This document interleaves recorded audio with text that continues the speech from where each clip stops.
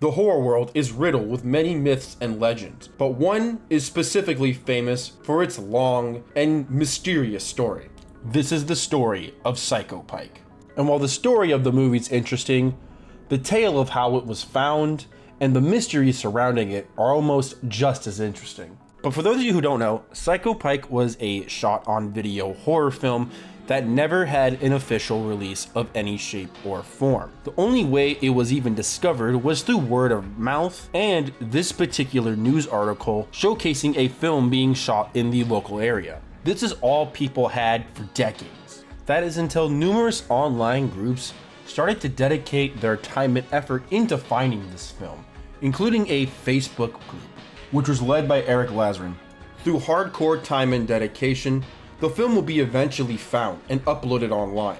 However, there is still a lot of questions that remain to be answered, and the mystery and details surrounding this film are greater than you expect. But before we get into the madness surrounding this film, what is the actual story of Psycho Pike?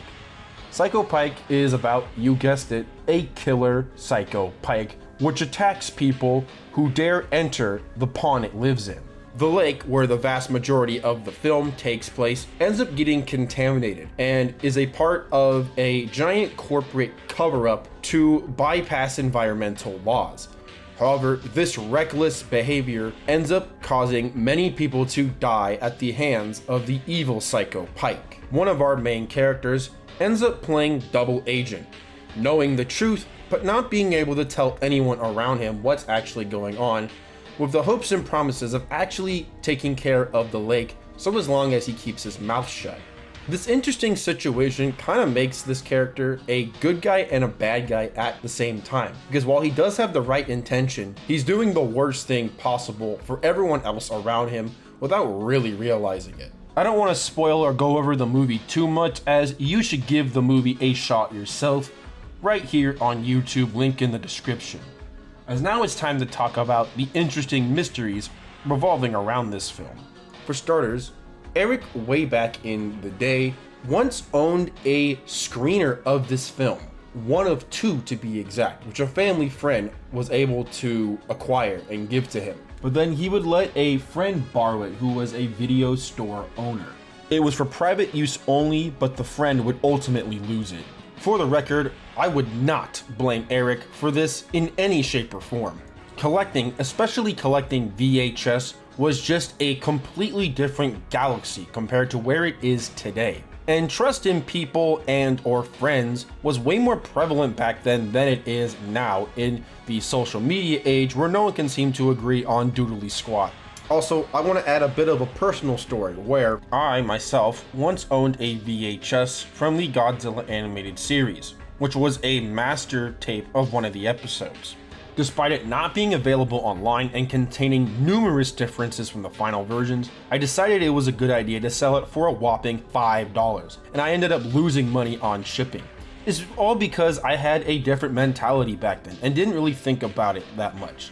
So I know the pain and suffering that Eric has gone through throughout all these years. And like him, I still regret it to this day. Now, one might argue that doesn't really matter because what's available online is a screener because it never released, right? Well, that's where things get a little tricky.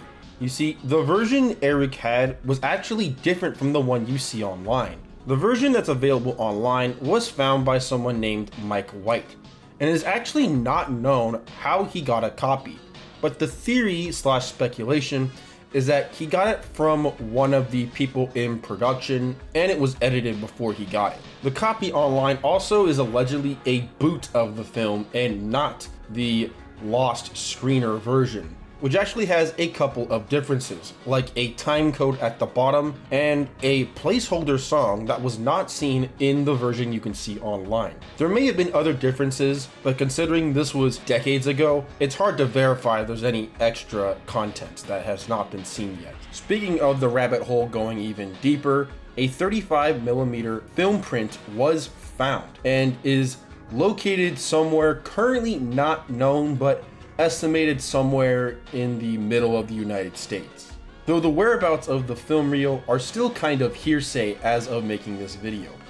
But what's also interesting of note is that Allegedly, the film reel isn't fully edited, meaning this would likely have outtakes and footage that was designed to be cut from the final release. Now, it's pretty clear as day that there is a lot going on here, even 30 years later, and there is a lot that has yet to be solved. So I'm going to end it on one last kind of question that kind of has some answers to it, and it's the whereabouts of the props.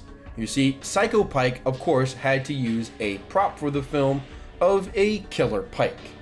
However, what very few people know is that there was actually 3 props used for the film. It's not fully known what each one did, but one was confirmed to be the head alone, which would open and close its mouth, specifically for scenes when the Pike would be biting and attacking people. And the other variations were the body of the Pike, and these were allegedly 10 feet long props. The third and final prop is up in the air, but it's speculated to be a variation of either the head or the body, not entirely known. But what is known is a few unfortunate things. The first being is that one of the props was allegedly stolen. Another one was left to rot in a trash bin for almost 20 plus years, so the likelihood of this one surviving is basically non-existent. And as for the last one, it's not really known where it is at all. So all 3 are currently a giant mystery. Though if I had to put my money on anything, I would guess it would be a head prop that would survive. Again, the ones that were 10 foot long were really hard to ship and transport, which is why they ended up in the trash in the first place, when at the time no one really cared for stuff like this. Fun fact, Eric was actually offered one of the body prop Pikes from the previous owners. However, there was a few problems with this. One being that the Pike prop, like I said before, was 10 feet long. This would have been an absolute nightmare to ship, and chances are you would have had to locally pick it up, and good luck figuring out that endeavor. On top of it being in a trash can for almost 20 years, like I said before, so it's really hard trying to justify something like this. This would have been a nightmare of a restoration project, if it was even possible. As I said before, there is a lot of mysteries surrounding this mythological film, even with it being available online. The good news is, both Eric and Mike, the person who uploaded the boot to YouTube, are getting in contact with the production of Psycho Pike and are planning on doing a podcast interview with the entire crew, hopefully answering many of the great questions that I presented in this video, if not well beyond what I've talked about. While a lot of the story of Psycho Pike is rather sad when it comes to an archival standpoint, the legend of Psycho Pike will forever be immortalized thanks to the hardcore, dedicated fans who kept the legend alive. I'm going to link a couple things in the description below, like the podcast, the movie itself, and a link to the Facebook group if you're interested. That's about it. I want to thank Eric again for answering so many of my big heavy hitter questions and dedicating so much time to finding this really cool and interesting piece of horror history. Take care and I'll see you soon.